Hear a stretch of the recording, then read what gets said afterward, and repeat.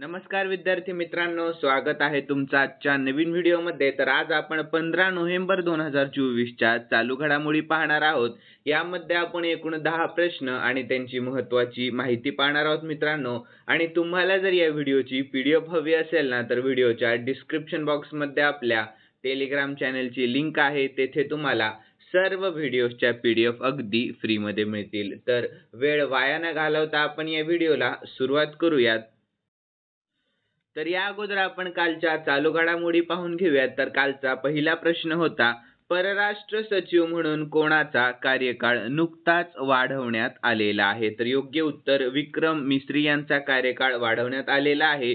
पुढील प्रश्न होता, जगातील सर्वात टिकाऊ ॲल्युमिनियम कंपनीचा दर्जा कोणत्या कंपनीला देण्यात आलेला आहे? तर हिंदाल्को या कंपनीला। पुढील प्रश्न, कोणाला ऑक्टोबर 2024 साठी ICC player of the month म्हणून घोषित करण्यात आलेले आहे? तर नोमन अली आणि अमेलिया केर यांना। यानंतर पुढील प्रश्न होता, ॲलेक्स डिडियर फिल्स आईम हे कोणत्या देशाचे पंतप्रधान बनलेले आहेत? तर हेतिया। कोणत्या देशाचे?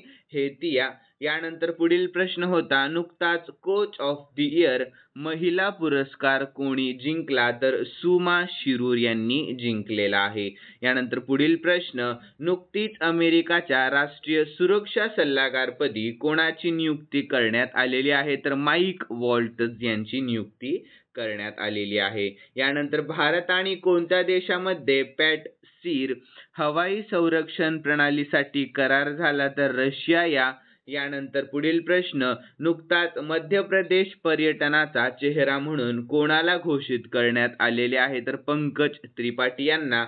पुढील प्रश्न, नुकतेच जागतिक बिलियर्ड्स चॅम्पियन कोण बनले आहेत? तर पंकज अडवाणी बनलेले आहेत।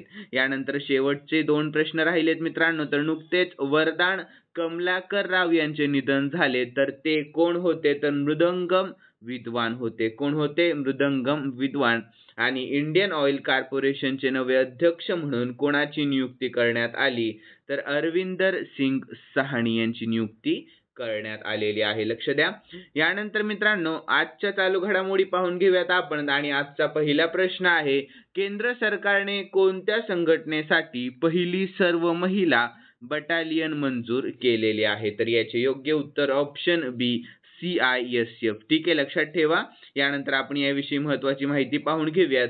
तर सरकारने केंद्रीय औद्योगिक सुरक्षा दल म्हणजे CISF मध्ये पहिल्या महिला बटालियनच्या स्थापनेला मान्यता दिलेली आहे। तर विमानतळ, मेट्रो, रेल्वे आणि VIP सुरक्षेसह गंभीर पायाभूत सुविधांची महिला बटालियन सुरक्षा सांभाळेल। यानंतर CISF चा लॉंग फॉर्म काय आहे? तर सेंट्रल इंडस्ट्रियल सिक्युरिटी फोर्स आणि मराठीमध्ये केंद्रीय औद्योगिक सुरक्षा दल। ठीक आहे। यानंतर स्थापना 10 मार्च 1969 मध्ये झाली CISF ची। आणि बोधवाक्य काय आहे? सेवा आणि निष्ठा हे बोधवाक्य आहे। आणि सध्याचे महासंचालक कोण आहेत? राजविंदर सिंग भाटिया आहेत, लक्षात ठेवा, महासंचालक। यानंतर पुढील दुसरा प्रश्न, तर भारत आंतरराष्ट्रीय व्यापार मेळा म्हणजे IITF कोठे आयोजित करण्यात आलेला आहे? तर याचे योग्य उत्तर आहे ऑप्शन सी, दिल्लीमध्ये। कोठे? दिल्लीमध्ये आयोजित करण्यात आलेला आहे। तर याविषयी महत्त्वाची माहिती पाहूयात। तर 43वा भारत आंतरराष्ट्रीय व्यापार मेळा IITF 14 ते 27 नोव्हेंबर दरम्यान राष्ट्रीय राजधानी नवी दिल्लीतील भारत मंडपम येथे आयोजित केला जाणार आहे। तर मेळ्याची थीम काय आहे? विकसित भारत @2047 ही मेळ्याची थीम आहे। आणि फोकस स्टेट झारखंड आहे आणि भागीदार राज्य बिहार आणि उत्तर प्रदेश। ठीक आहे। यानंतर पुढील प्रश्न पाहूया। तर अमेरिकेचे पुढील संरक्षण सचिव कोण झालेले आहेत? तर याचे योग्य उत्तर ऑप्शन डी, पीट हेगसेथ। कोण आहेत? Pete Hegseth. ठीक आहे। यानंतर आपण याविषयी महत्त्वाची माहिती पाहून घेऊया। तर अमेरिकेचे पुढील संरक्षण सचिव फॉक्स न्यूजचे प्रसिद्ध होस्ट पीट हेगसेथ असतील। यानंतर नवनिर्वाचित राष्ट्राध्यक्ष डोनाल्ड ट्रम्प यांनी त्यांची पुढील संरक्षण सचिव म्हणून नियुक्ती केलेली आहे। तर पीट अमेरिकेचे लष्करी मुख्यालय पेंटागॉन आणि 1.3 दशलक्ष सैन्यांचे नेतृत्व करेल. यानंतर आपण अमेरिकाविषयी शॉर्टमध्ये महत्त्वाची माहिती पाहून घेऊयात. तर राजधानी आहे वॉशिंग्टन DC, चलन अमेरिकन डॉलर आणि सध्याचे राष्ट्राध्यक्ष डोनाल्ड ट्रम्प आहेत. ठीक आहे मित्रांनो.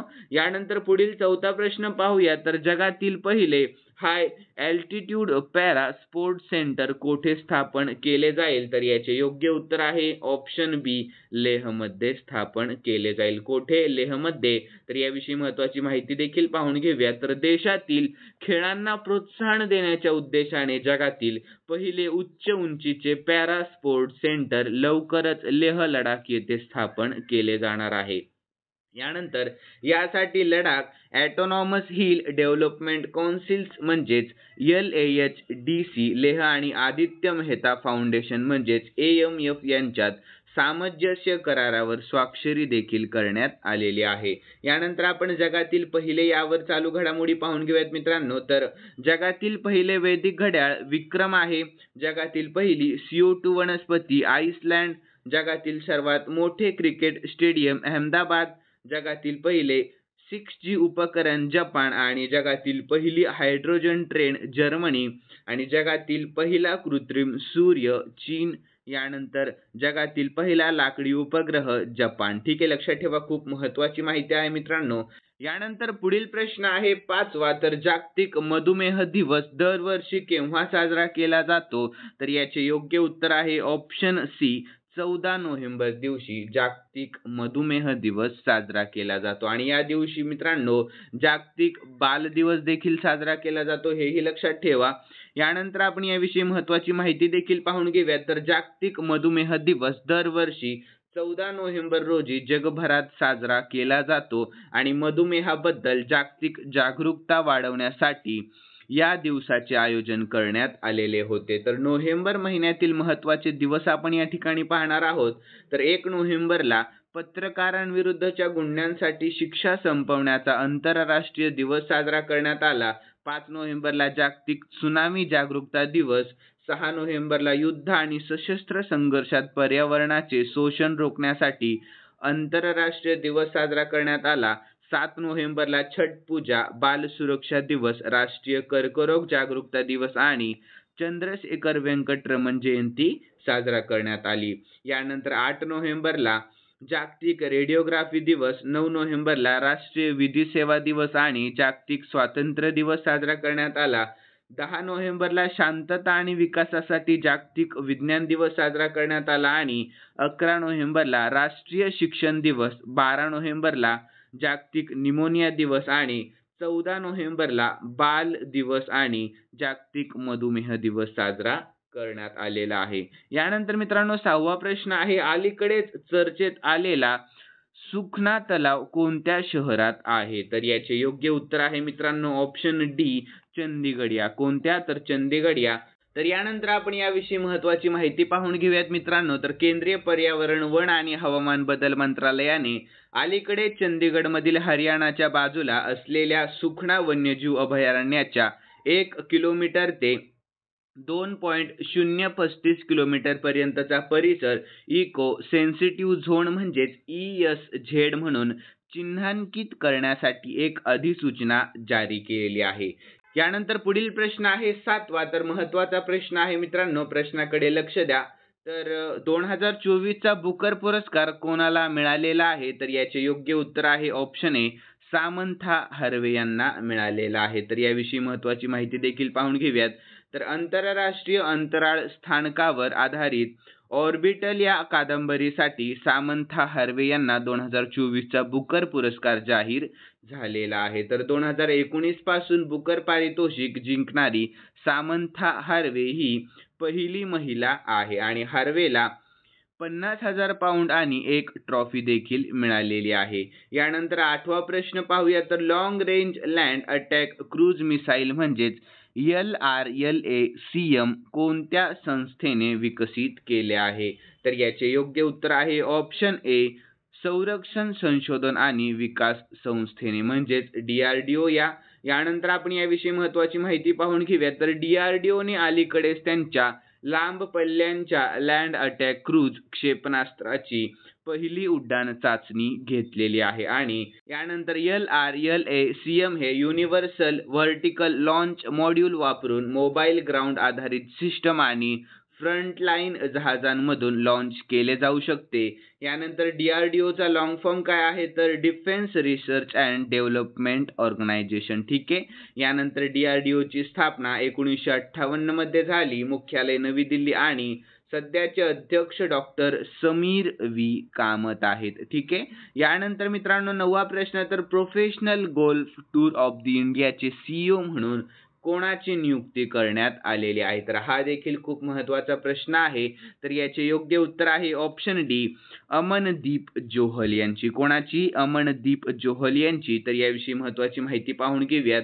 जानेवारी 2025 पासून अमनदीप जोहल यांची professional golf tour of the India म्हणजेच PGTIचे नवीन CEO म्हणून नियुक्ती करण्यात आलेली आहे. तर PGTIचा long form professional golf tour of India आणि स्थापना PGTIची सप्टेंबर 2006 मध्ये झाली. सध्याचे अध्यक्ष दिग्गज क्रिकेटर कपिल देव आहेत. ठीक आहे, लक्षात ठेवा. यानंतर 10वा आणि शेवटचा प्रश्न पाहतोय आपण. तर सर्वात मोठ्या तटीय संरक्षण सराव व्हिजिल 24 ची 4थी आवृत्ती कोण आयोजित करेल? तर याचे योग्य उत्तर ऑप्शन बी, भारतीय नौदल करणार आहे. कोण करणार आहे?